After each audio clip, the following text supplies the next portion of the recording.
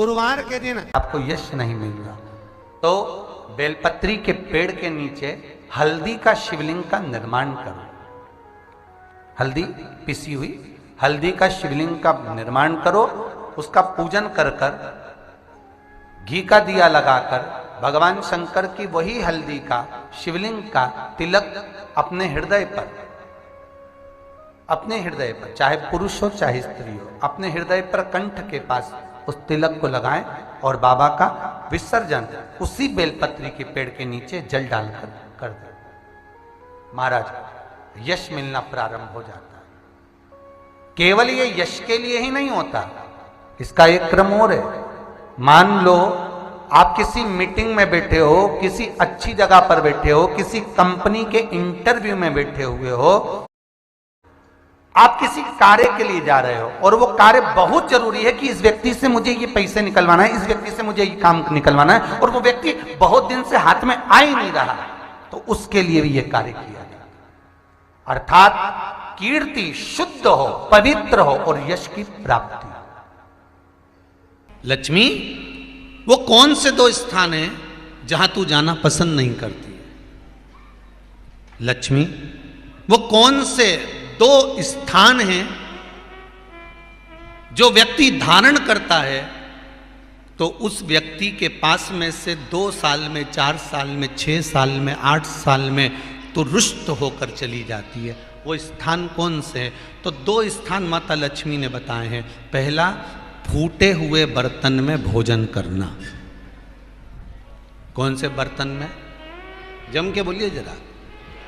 जो टूटा बर्तन होता है, खंडित बर्तन होता है, फूटा हुआ बर्तन होता है, कहीं गिलास की किनोर टूट गई है, कहीं कटोरी की किनोर टूट गई है, कहीं थाली की किनोर टूट गई है, और तुम कहीं प्लेट की किनोर टूट गई है और तुम उसमें भोजन कर रहे हो, तो टूटे हुए बर्तन में भोजन करने वाले के पास में लक्ष्मी छिन्न हो जाती है, उसका भाग्य भी फूटे हुए बर्तन की तरह हो जाता है।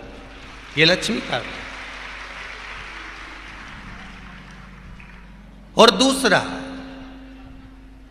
फटे हुए वस्त्र धारण करने वाले का भाग्य भी फटे हुए वस्त्र की तरह, जैसे फटा हुआ कपड़े का रेसा रेसा निकलता है, उसी तरह फटे हुए वस्त्र धारण करने वाले की भी जिंदगी में परिश्रम का रेशा निकलता रहता है, पर उसको सुख का भान नहीं होता।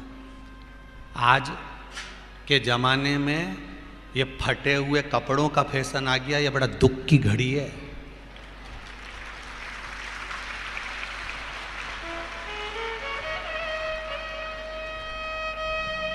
ये बड़ी दुख की घड़ी है महाराज, और लोग उसको फैशन समझ रहे हैं। पहले तो कम फटा होता था, पर आज के जमाने में तो इतना इतना फट गया,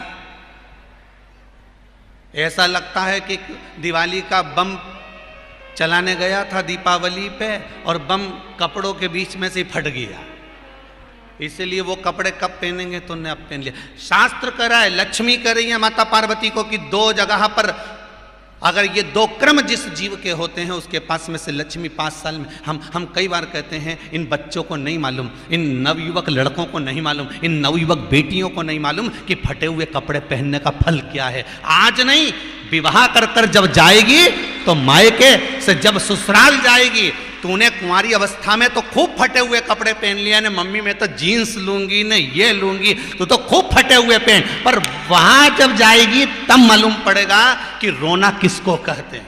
आज तो पहन लो, वो उसी में की बात है। कल वाली बात याद कर लो, अभी खाओगे तो कुछ दिन के बाद ब्लड बनेगा, और ब्लड बनेगा तब जाके ये शरीर में दौड़ेगा। आज की आज तुमने रोटी खाई तो क्या आज की आज ब्लड बन गया? जम के तो बोलो रे खरगोन वालो, नहीं बनाना। आज खाया है तो ब्लड 8 दिन में, 4 दिन में, 6 दिन में, 2 दिन में, 5 दिन में, 3 दिन में बनेगा। आज की आज ब्लड नहीं बनेगा। आज खाया तो 2 दिन में ब्लड तैयार होकर तुम्हारे शरीर में दौड़ेगा, शरीर में दौड़ेगा तो तुम्हारा शरीर भी चलेगा। उसी तरह तुमने अगर युवानी अवस्था में, कुंवारी अवस्था में ये फटे हुए कपड़े पहने हैं, तो जब तुम्हारी अवस्था बढ़ेगी ना, आज नहीं रोना पड़ रहा। आज के जमाने में तो फैशन है साहब, फैशन है तो आज पहन ले, बाद में रो ले। फटे हुए वस्त्र विधारण नहीं कर। घर की बेटियां, घर के लोग ऐसे कपड़े पहने, ये श्रेष्ठता नहीं है महाराज। थोड़ा सुधार। कहा शरीर को भोगना था, फिर मनुष्य क्यों ये जीव आत्मा क्यों भोग रहे? क्योंकि जीवात्मा मरती नहीं। इसको जब भुगताया जाता है तो ये भोगती रहती है, तड़पती है, चिल्लाती है, अब नहीं करूंगी गलती, क्षमा कर दो मुझको। हल्दी का गट्टा, हल्दी जो सूखी एक गट्टे में आती है ना, हल्दी की गांठ, उसका थोड़ा सा टुकड़ा उस कलश में डाल लीजिए। और जिस व्यक्ति का समय गड़बड़ चल रहा हो, लक्ष्मी नहीं आ रही हो, बीमारियां बनी हुई हो, दुख हो, तकलीफ हो, कष्ट हो, माता पार्वती जी अश्विमनी घोड़ी बनी लक्ष्मी जी को ज्ञान उपदेश दे रही है। माता पार्वती जी जब लक्ष्मी जी ने आंख में से आंसू बहाए, शिवलिंग पर गए, शिवलिंग से जलाधारी पर गए, जलाधारी पर जब वो अश्रु पड़े और उस अश्रु के पड़ने पर माता पार्वती जी प्रकट हुई और प्रकट होकर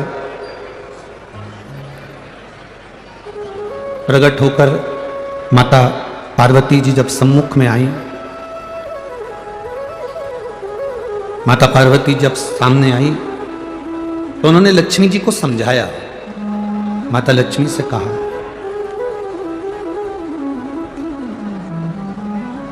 कि लक्ष्मी, तुम्हारे पति ने तुमको श्राप दिया है, तुम्हारे पति ने तुम्हें श्रापित किया है, तुम्हारे पति ने तुमको अश्वी बनने का श्राप दिया, घोड़ी बनने का श्राप दिया, अश्वी बनने का श्राप दिया। लक्ष्मी, तुम इस बात से दुखी ना होइए कि तुम्हारे पति ने तुमको श्राप दिया। अब उन्होंने जो श्राप दिया उसको भूल जाओ, अब कुछ अच्छा करने का प्रयास करो। जो श्राप दिया है अब उसको भूल जाओ।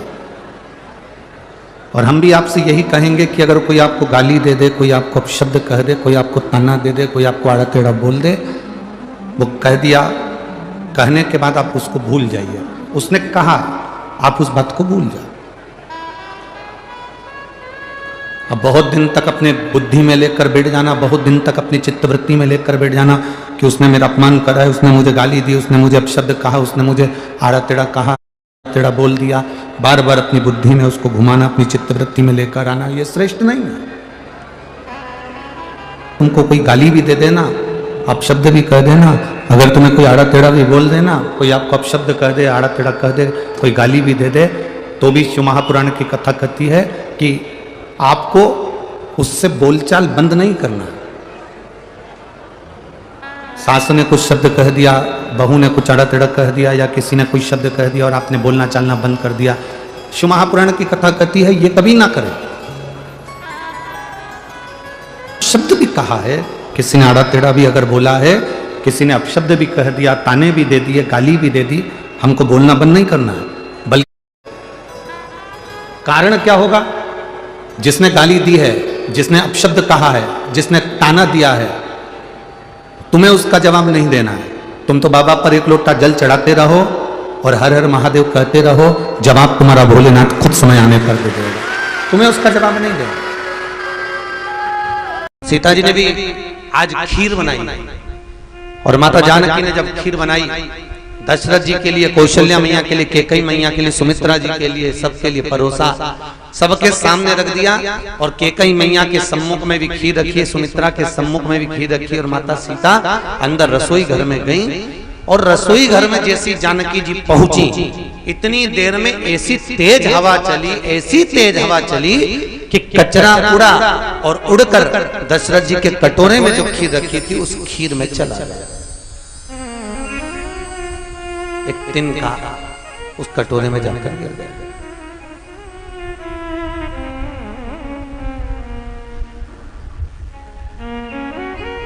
सीता जी ने रावण को क्यों नहीं मारा, उसका प्रश्न का उत्तर है ये। एक तिनका, एक कचरा कटोरे में पड़ा है खीर के, और खीर के कटोरे में जब वो कचरा पड़ा था, तिनका पड़ा था, सीता जी ने देखा मेरे ससुर के पात्र में खीर में कचरा गिर गया, और मैं नई नवीली बहू, अगर आज ससुर के मुख में कचरा देखेंगे ससुर तो क्या कहेंगे, मेरी बहू ने मुझे कचरा डाल कर दे दिया, पहली बार तो बहू ने भोजन दिया है और उसमें भी कचरा दे दिया, करूं तो करूं क्या, जाकर निकाल सकती नहीं हूं, कटोरा बदल सकती नहीं हूं, हंसी उड़ जाएगी मेरी, क्या करा जाए। सीता जी ने झरोके में से झांका, उस कटोरे में पड़े हुए तिनके को माता जानकी ने अपनी दृष्टि से देखा, ऐसा देखा कि कटोरे में पड़ा हुआ तिनका वही जलकर भस्म हो गया। वो तिनका, कटोरे में पड़ा हुआ तिनका वही जलकर भस्म हो गया। जैसे तिनका जलकर भस्म हुआ, दशरथ जी ने देख लिया सीता जी को, सीता जी ने अपनी दृष्टि से कचरे को जला दिया, तिनके को जला दिया। दशरथ जी ने खीर खाई, खीर खाकर दशरथ जी सीता जी के कक्ष में गए। बहुरानी जानकी, ए सीता, पिताजी आप आए, मुझे बुलाना होता मैं आती, क्या बात है, बोलिए पिताजी मेरे को क्यों बुलाया, क्या कारण है, आप मेरे पास में आए, मुझे बुलाते मैं आती, दौड़कर आती, आप बोलो तो सरी क्या चाहिए आपको, क्या चाहिए। जानकी तुझसे कुछ मांगना है तो दे देगी। सीता जी कहती है जी पिताजी आप बोलो क्या चाहिए। पहले सौगंध खा राम की कि तुझसे जो मांगूंगा तुझे देना पड़ेगा। सीता जी कहती है पिताजी सौगंध खाने की जरूरत ही नहीं पड़ेगी, आप मांगो तो सही आपको क्या चाहिए, मैं वचन देती हूं कि जो मांगोगे दे दूंगी। सीता तू मुझे वचन दिए और ये वचन टूटना नहीं चाहिए, नहीं टूटेगा, बोलो क्या चाहिए। दशरथ जी कहते हैं जानकी जैसे आज तूने उस तिनके को देखा ऐसा किसी दुश्मन को भी मत देखना, बस तुझसे इतना सामान और कुछ भी नहीं चाहिए। और आपने देखा होगा जब जब रावण सीता के पास आता था, सीता एक